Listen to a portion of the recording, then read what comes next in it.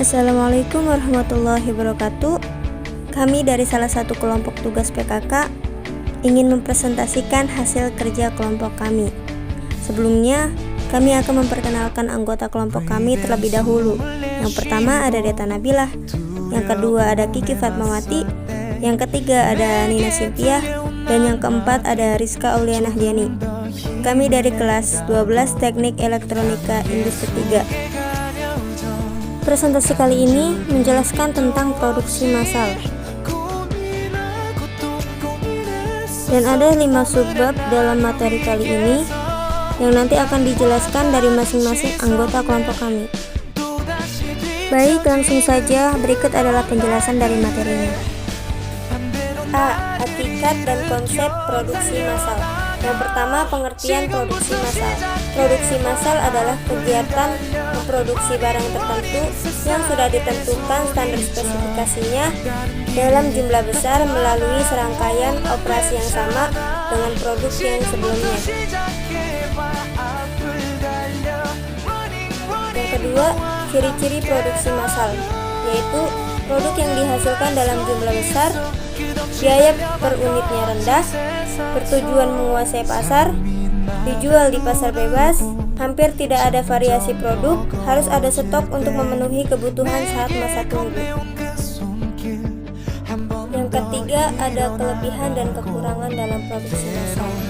Kelebihannya yaitu hemat biaya, efisien waktu, tingkat keakuratan tinggi, dan tingkat produksinya cepat.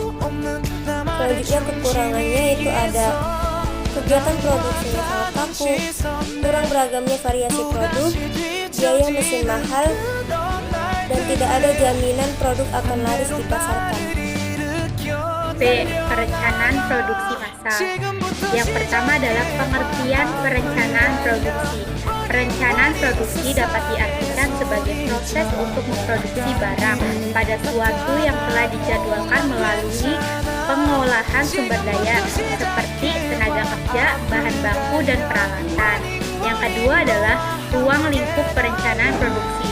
Menurut Sukaria Simulingga, perencanaan produksi meliputi kegiatan-kegiatan berikut, di antara lain mempersiapkan rencana produksi, membuat jadwal penyelesaian produk, merencanakan produksi dan pengadaan bahan dari luar, menjadwalkan proses operasi tiap unit, menyampaikan jadwal pada pemesan tujuan dan fungsi perencanaan produksi, meminimalkan biaya serta memaksimalkan keuntungan, memaksimalkan kepuasan pelanggan, meminimalkan perubahan nilai produksi, meminimalkan perubahan tenaga kerja, dan memaksimalkan perlengkapan inventaris pabrik.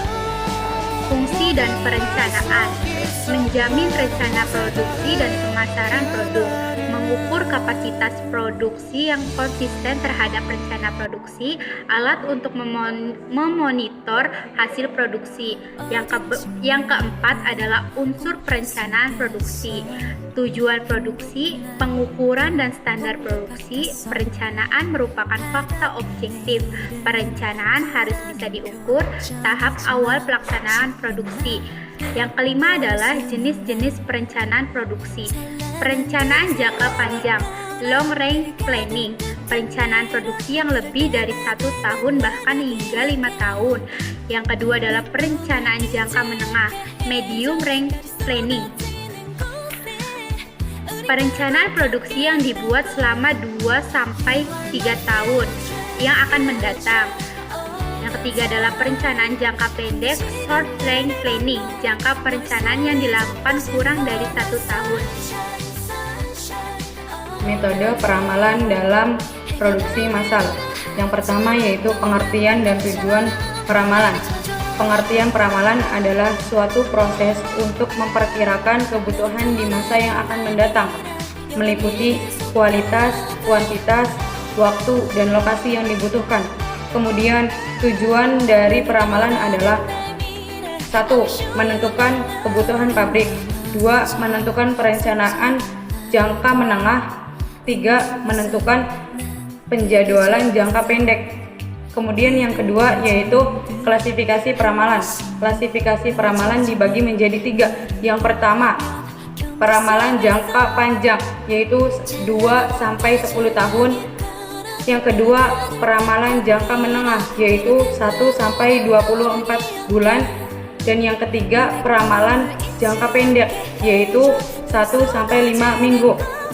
Kemudian yang ketiga adalah karakteristik peramalan yang baik. Karakteristik peramalan yang baik yaitu akurasi, biaya, dan kemudahan. Kemudian yang keempat yaitu metode peramalan perencanaan produksi massal. Metode peramalan dibagi menjadi dua, yaitu peramalan subjektif dan peramalan objektif.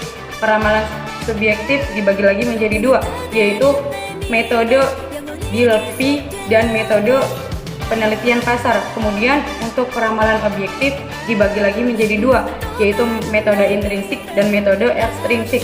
Kemudian yang kelima adalah analisis deret waktu.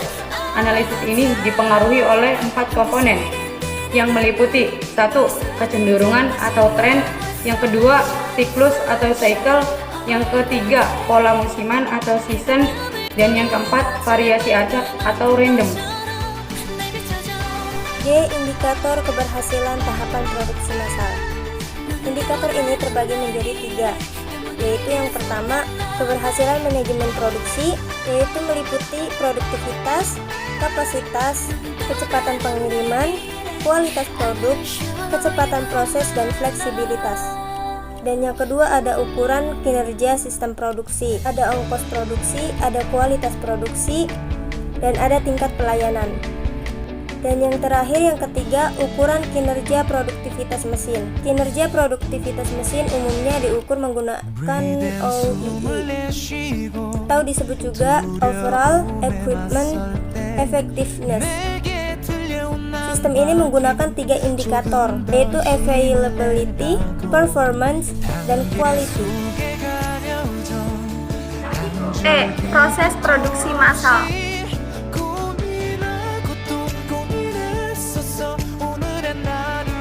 Poin-poin yang akan dibahas nantinya yaitu ada yang pertama ada pengertian proses produksi, yang kedua ada jenis-jenis proses produksi, yang ketiga ada tujuan proses produksi, dan yang terakhir ada tahapan proses produksi.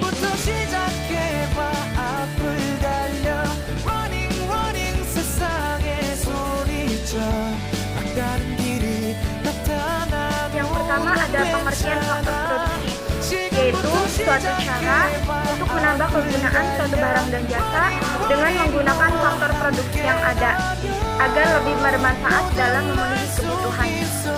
Yang kedua ada jenis-jenis proses produksi yang dibagi menjadi 4 jenis. Yang pertama ada proses produksi berdasarkan input, proses produksi berdasarkan arus, proses produksi berdasarkan penyelesaian, dan yang terakhir yaitu proses produksi berdasar bahan mentah. Jenis proses produksi berdasarkan input dibagi lagi menjadi 5, antara lain ada kimiawi, perubahan bentuk, assembling, transportasi, dan yang terakhir ada penciptaan jasa administrasi. Kemudian ada proses produksi berdasarkan arus dibagi menjadi 3, ada terus-menerus, terputus-putus, dan proses produksi campuran. Yang ketiga ada proses produksi berdasarkan penyelesaian dibagi menjadi 5, yaitu tipe A, tipe B, tipe C, tipe D, dan tipe E. Tipe A artinya proses produksi dapat diperiksa dengan mudah. Tipe B artinya dapat diperiksa dalam beberapa tahap. Tipe C artinya terdapat penggabungan komponen.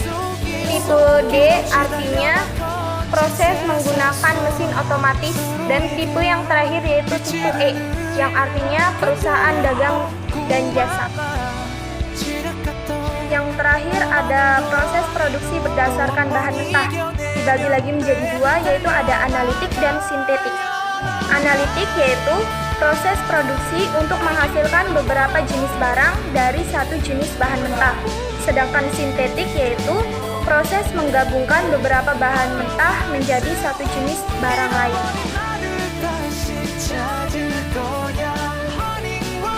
Poin yang ketiga yaitu tujuan proses produksi. Tujuan proses produksi ada 3, yaitu untuk meningkatkan efisiensi, meningkatkan produktivitas, dan meningkatkan kualitas. Dan untuk poin yang keempat atau poin yang terakhir yaitu tahapan proses produksi. Kita ambil contoh dari proses produksi sepeda motor. Tahap yang awal atau yang paling pertama pastinya ada penyediaan komponen. Kemudian injeksi plastik bertugas untuk memproduksi komponen plastik. Ada pengelasan, ada pengecatan logam, dripping proses, pengecatan plastik, general sub-assembling, assembling, final inspection, dan yang terakhir ada shipping. Mungkin itu saja yang bisa kami sampaikan tentang materi kali ini. Jika ada salah kata mohon maaf. Kami ucapkan terima kasih. Wassalamualaikum warahmatullahi wabarakatuh.